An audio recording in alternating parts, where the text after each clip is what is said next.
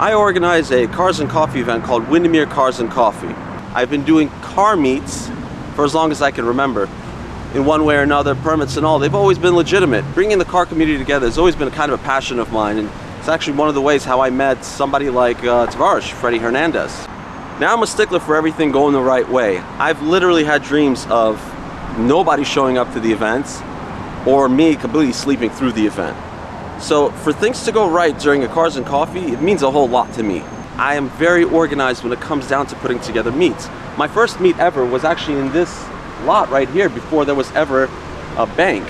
This was just an empty lot. There was a big patch of grass right here in the middle where the bank now sits. My first meet was about 5 years ago, and it really consisted of just a few of my friends that I had invited, and Freddie being one of them.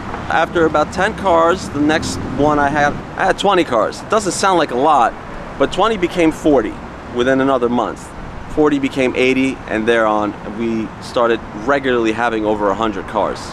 The event soon outgrew the space, and it came time for me to move from here to this lot over here. With the permission of the cafe behind me, my show started to grow to over 150 cars every 8 weeks. And I picked every 2 months in order to avoid burnout. There's a handful of other cars and coffees in the area, some on the other side of town, the other side of Orlando, northern part of Orlando, and I didn't want to overdo it. I didn't want to have cars and coffee burnout. So with the permission again, they told me they would love to have it. In this area over here, we can fit about 150 cars, and then we started getting creative with parallel parking cars alongside the curbs. There's an exit over there. There's more overflow back there. We were easily able to fit about 300 to 400 cars with every show. On a beautiful day, it was really easy to get an attendance of 400 plus spectator cars. So this lot was really packed. Due to the area, cars like Ferrari's F40s, McLaren P1s, 918s, they were a regular occurrence over here. And so as a result of that, I had to be very diligent in the way I handled this show. Security was a concern, so always had 1 or 2 officers on site making sure that everything went well. We always deterred people, or we at least tried to deter people from leaving the event in a, let's call it, an unorthodox manner. We wanted people to leave calmly, politely, respect the neighborhood, because there are a bunch of houses back there. We wanted to make sure we were being respectful so that we could stay here and maintain our presence. The show ran for 4 years in this location. With success always comes headache and a little bit of heartache. You've got a lot of entitled characters who, you know, they enter the parking lot and they've got a 25-year-old GMC with some 30-inch wheels and a subwoofer. They want to park along the F40s. They want to park along a Pista, a Speciale, things of that nature, and they get really upset with you. And a little confrontational when you tell them, hey, you've got to park in the spectator lot.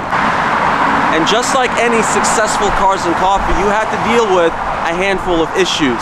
You had your wannabe Tokyo drifters who were always trying to drift as they're leaving an event.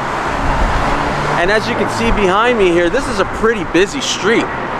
It's a rather fast, quick-moving street. The speed limit here is about 45. Despite the police presence, we did have the occasional incident here and there. Now, usually they got away scot-free.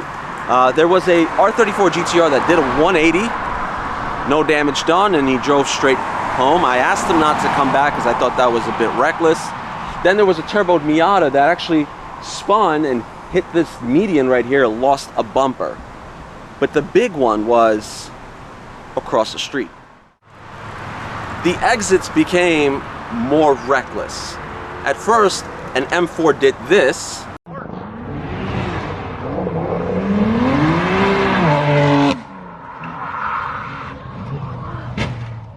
And then an Alfa Romeo Quadrifoglio finished the job and did that.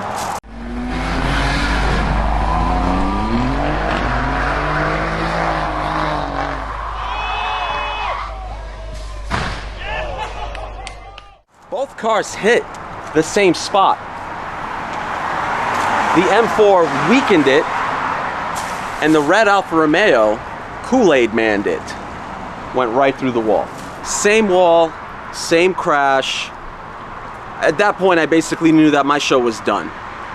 I had nowhere to go. I really loved this location, and almost back-to-back, well, it was back-to-back shows, similar types of cars that were surprisingly not like a Mopar or a Mustang, ended up committing this. I had spent so much time asking people to leave carefully. I had spent money paying officers to monitor the situation, and credit to them, they did. The officers reacted exactly as they should have. Yet despite my best efforts, I couldn't control what people did outside of the event. I didn't want to burden the cafe any longer, and I decided that it was best that I leave. The show had gotten too popular. The parking lot here, we outgrew it. There are well over 400, 500, 600 spots. This is a very large lot, but things had gotten a little too congested. So what do? I literally thought I was just gonna end the show. My phone was ringing off the hook that whole day. DMs on Instagram, text messages from friends, calls, until I got one specific call, and it was from Desertland, an auto museum here in Orlando, Florida. They reached out, they heard what happened, they gave me a call. Now, I've been familiar with them, I've known the general manager for a little bit, and it was a little hard to move a show called Windermere Cars Coffee into Orlando. Granted, it's just a few miles away, but they have ample space, and this is a museum. And they also have a James Bond exhibit. In that exhibit, they have original movie cars. They have a DB5, they have a 2000 GT, they've got the Green XK, they've got all sorts of stuff over there. And so this ended up being the perfect opportunity for me not to lose my show and make everyone happy, because the outpouring of support I got and people hoping that this thing goes on was a lot. It was a lot. It made me feel great. So what we ended up doing was we moved the show here, hired police officers from the Orlando Police Department, and whereas the old lot felt tight and congested at 400, I could fit thousands of cars here. In fact, just in this space alone, I had about 250 cars, and we can place these cars all the way around this facade, with two rows. We can place them along these pavers where my M5 is, but they're sticking out, parked vertically. We've got a parking lot over there. We've got a lot over there for spectators. And just those two lots alone can hold about another 600 to 800 cars. In fact, this whole area has parking for about 8,000. The largest BMW event just occurred the other day as I'm recording this, and there was over 3,000 cars here. They were all in the back area. So 3,000, and if you drove in from here, you wouldn't even know there was a show going on. You just see a kind of handful of BMWs leaving in and out frequently. But yeah, so Desertland came to me, and I graciously accepted their offer, and I graciously accepted their support, and the show's been ongoing ever since. When we start to overflow around this area, we actually start parking cars on the grass, so it feels a little bit like a concourse. It's kind of fun. There's a lot of space here. These days I have a staff of almost 10 people that help me organize this massive facility, whereas in the past it was just me and my buddies, Johnny and Arturo. So big shout out to them. Actually, they've always been very, very helpful. Now there's 10, and you know what, despite the police, despite the organization, I came to find out that shortly after my last event in January, a Ferrari 430 was leaving there. He made a left onto iDrive and decided that stability control is no fun, and he ended up in the median. Cue video.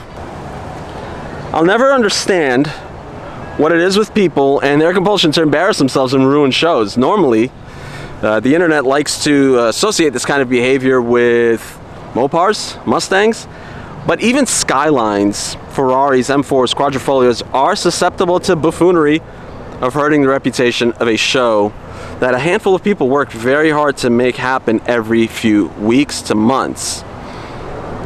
I guess the purpose of this video is to ask that if you attend a local Cars and Coffee, we normally don't mind a straight pull as you leave the show, but keep your stability control on. Don't do it when it's cold or wet out. Don't try to drift. Stop doing burnouts. Don't let this guy come and claim you as his prize. If you have any questions about organizing Cars and Coffees or what it takes to organize a Cars and Coffee, ask me anything. Post a comment in the comments section below.